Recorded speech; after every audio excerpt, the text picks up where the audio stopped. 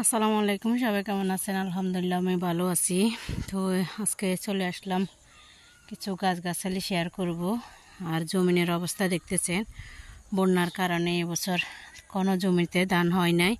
যেগুলোতে রোপণ করা হয়েছে কিন্তু সেগুলোর অবস্থা দেখবেন, সেগুলো পোকায় ধরে গেছে। এই ধানগুলো আর হবে না, এগুলো শুধু গরুকে খাওয়ানো যাবে খড় হিসাবে অথবা কাঁচা ঘাস হিসাবে। এগুলো একটা দানাও পাওয়া যাবে না, খামোখা এগুলো করা হয়েছে।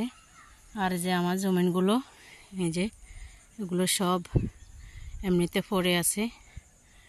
তো আসছি এখানে, এই যে দেখতেছেন আমি কিছু গাছ কেটেছি, এখানে মাচা দিব, এখানে কিছু গাছ রোপণ করছি, আরও কিছু করব। এই যে এখানে আমি গর্ত করে রাখছি, গোবর সার দিয়ে রাখছি, এখানে একটা লাউ গাছ রোপণ করব। আর এখানে এই পুকুরের মতো যে ডোবাটা দেখছেন, এখানে মাচা দিব এই গাছগুলো দিয়ে আর নেট দিয়ে। আর এখানে আমি রোপণ করছি এই যে কুমড়ো গাছ, মিষ্টি কুমড়া। এগুলো উঠাবো মাচার উপরে। এখানে দুইটা, এখানে দিয়েছি করলা গাছও মাচায় উঠাই দিব। যে এখানেও করলা গাছ আর টমেটো গাছ, এখানে একটা বেগুন গাছ দিয়েছি। আর এখানে এই যে টমেটো আর করলা একসাথে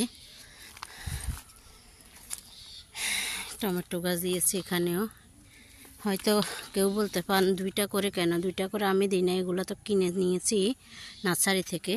এর ভিতরে দুইটা পড়ে গেছে, যে এগুলো বেঁধে দিতে হবে।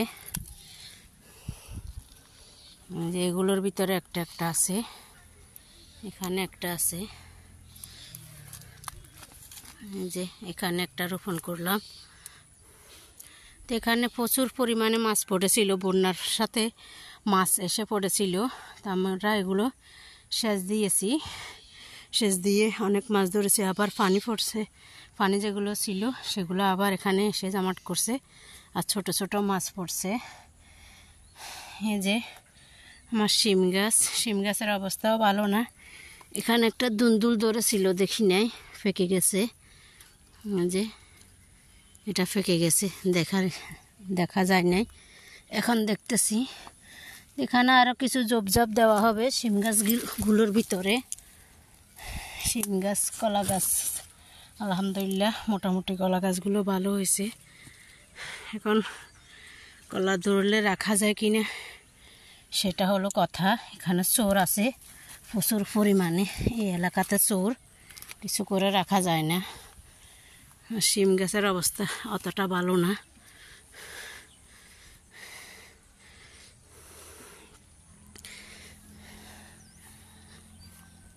এই যে সবার ধানের অবস্থা দেখুন, এবছর কারো কোনো ধান হয় নাই। এটা হচ্ছে রাস্তা, নতুন রাস্তা। আর আমার গাছের অবস্থা হলো এই করুণ অবস্থা। আমি অসুস্থ থাকার কারণে আসতে পারিনি, এই জন্য এই হাল। এখন আলহামদুলিল্লাহ মোটামুটি একটু সুস্থ আছি, আসতেছি, গাছগাছালি রোপণ করতেছি, এটা আর কি।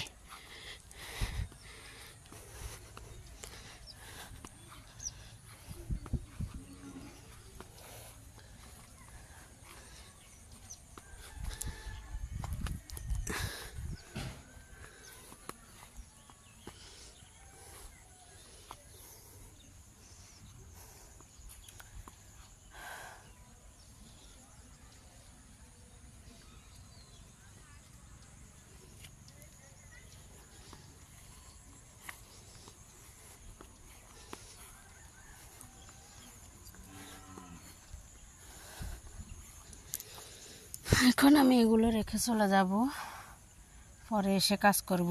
এখন কাজ করতে হবে রান্না বান্নার, এখন চলে যাচ্ছি। তো ভিডিওটা আজ এই পর্যন্ত। আর গাছগুলো বড় হলে মাচা দিলে তখন দেখাবো। সবাই ভালো থাকবেন, সুস্থ থাকবেন। আল্লাহ হাফেজ, আসসালামু আলাইকুম।